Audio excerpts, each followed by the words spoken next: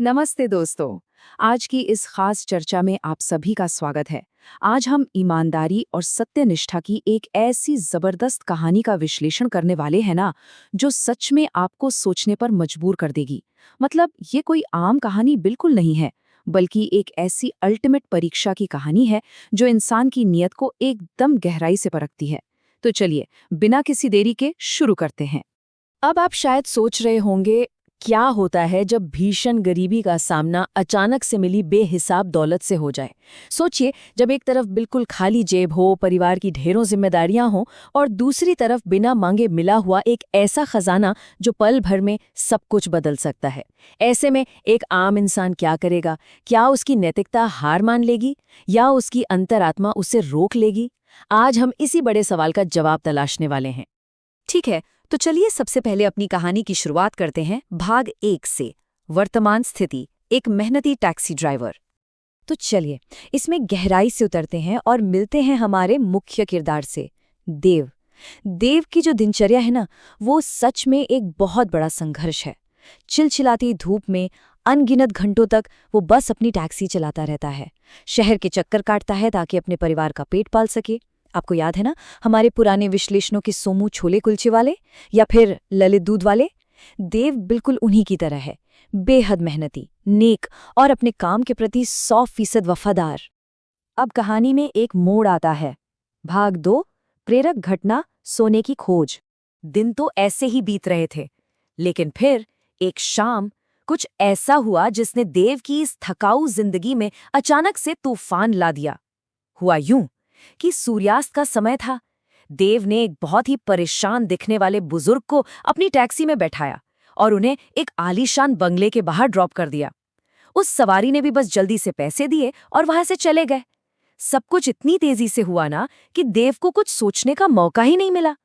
लेकिन कहानी तब पलटी जब देव ने पिछली सीट की तरफ मुड़कर देखा।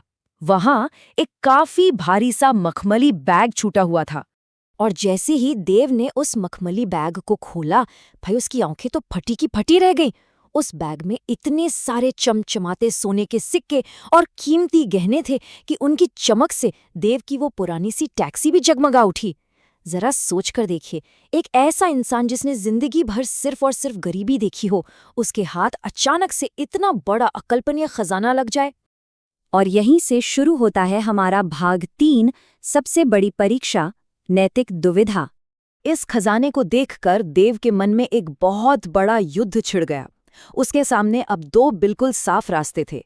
विकल्प ए, वो इस सोने को चुपचाप अपने पास रख ले, अपनी गरीबी को हमेशा के लिए बाय बाय कह दे और बिल्कुल अनिल चौधरी जैसा एक बड़ा सा आलीशान बंगला बना ले।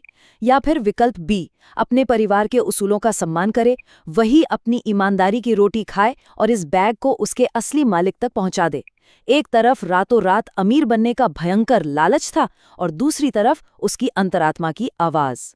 और पता है, जब ये लालच सबसे ज्यादा हावी होने की कोशिश कर रहा था ना, तभी देव के कानों में अपने पिता की एक बात गूंज उठी। उन्होंने कहा था, बेटा, मेहनत की रोटी में जो सुकून है ना, वो हराम की दौलत में कभी नहीं मिलेगा। ये सिर्फ कुछ शब्द नहीं थे, ये वो मजबूत उसूल थे जिन पर देव की पूरी परवरिश टिकी थी। और इसी एक सीख ने उस भारी लालच के अंधेरे को एक झटके में खत्म कर दिया। चलिए आगे बढ़ते हैं और देखते हैं कि ये कैसे बिल्ड होता है। भाग 4, चरम बिंदु और खुलासा, गुप्त परीक्षण। देव ने इसके बाद जो किया वो सच में रोंगटे खड़े कर देने वाला है। जरा इस टाइमलाइन पर गौर कीजिए। देव ने एक पल की भी देरी नहीं की। सूर्यास्त के समय उसने सवारी को छोड़ा था। ठीक 5 मिनट बाद उसे वो सोने से भरा बैग मिला और अगले ही पल यानी 15 मिनट बाद ही वो अपनी टैक्सी को पूरी रफ्तार से वापस उसी बंगले की ओर दौड़ा रहा था। और कमाल देखिए, ठीक 30 मिनट के भीतर वो उस परेशान बुजुर्ग के सामने खड़ा था, उनका बैग सुरक्षित लौटाने के लिए। ये टाइमलाइन दिखाती है कि देव के मन में रत्ती भर भी खोट नहीं था। जब उस बुजुर्ग ने हैरानी से पूछा कि भाई, तुम इस खजाने को लेकर भाग क्यों नहीं गए, तो देव ने बहुत ही शांति से जवाब दिया, बाबूजी, ये सोना आपका है, मेरा नहीं। मेरी माँ कहती है कि दूसरों के हक की चीज कभी फलती नहीं है। देखिए, पहले पिता की सीख और अब माँ की नसीहत। सच कहूं तो यही देव की असली दौलत थी।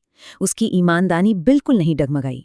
और अब आता है इस कहानी का सबसे बड़ा ट्विस्ट। वो रोता हुआ असहाय सा बुजुर्ग अचानक मुस्कुराने लगता है। उसने अपने चेहरे से नकली दाढ़ी हटा दी और पता चला कि वो कोई परेशान इंसान था ही नहीं। वो तो शहर का एक बहुत बड़ा और अमीर उद्योगपति था। वो कोई बैग नहीं भूला था, बल्कि ये पूरा का पूरा एक रचा हुआ नाटक था। उसने बताया कि वो अपनी कंपनी के लिए एक ऐसे मैनेजर की तलाश कर रहा था जिस पर आंख मूंद कर भरोसा किया जा सके। तो बेसिकली इस पूरी चीज को हम गुप्त परीक्षण या सीक्रेट टेस्ट कहते हैं। ये किसी इंसान की ईमानदारी और भरोसे को अंदर तक जांचने का एक खुफिया तरीका होता है। आपको याद होगा, हमारे पुराने विश्लेषण में ललित दूधवाले के साथ जो जादुई गाय परीक्षण हुआ था, ये बिल्कुल वैसा ही था। किसी इंसान की असली फितरत जानने के लिए अक्सर ऐसे कड़े इम्तिहान लेने ही पड़ते हैं। चलिए अब आते हैं इस सफर के सबसे सुखद हिस्से पर, भाग 5, निष्कर्ष, मीठा फल। और ये बहुत ही शानदार तरीके से दर्शाता है कि सच्ची नियत अपना रास्ता खुद कैसे बना लेती है। देव को इसका क्या इनाम मिला? उसे उस उद्योगपति की विशाल कंपनी में एक बहुत ऊंचे पद वाली कॉर्पोरेट नौकरी मिल गई, और साथ ही रहने के लिए एक बेहद खूबसूरत और शानदार नया घर भी। सोचिए, जो चीज वो बेईमानी करके शायद ही कभी पा सकता था, उससे कहीं ज्यादा बेहतर और सुकून भरा भविष्य उसे उसकी खुद की सच्चाई ने दिला दिया। तो इस पूरी चर्चा से हम क्या सीख सकते हैं?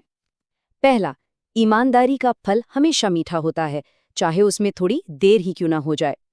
दूसरा, देव अपनी इसी ईमानदारी के दम पर बिना किसी अपराध बोध के गरीबी के उस जाल से हमेशा के लिए बाहर निकल गया। और कहीं न कहीं ये पूरी घटना हमें भीखो की उस प्रेरणादायक यात्रा की याद भी दिलाती है, जिसने, याद है ना, चोरी का रास्ता छोड़कर मेहनत को चुना था। अंत में ये कहानी हमें एक बहुत गहरा सवाल देकर जाती है। क्या आज के इस मॉडर्न और तेज तर्रार समाज में ईमानदारी को सच में ऐसा कोई इनाम मिलता है? और जब जिंदगी हमारी खुद की ईमानदारी का कोई गुप्त परीक्षण लेगी, तो क्या हम उसे पास करने के लिए तैयार हैं? इस बारे में जरूर सोचिएगा। आज के इस विशेष विश्लेषण में हमारे साथ जुड़ने के लिए आपका बहुत बहुत धन्यवाद। मिलते हैं अगली बार कुछ और शानदार जानकारियों के साथ।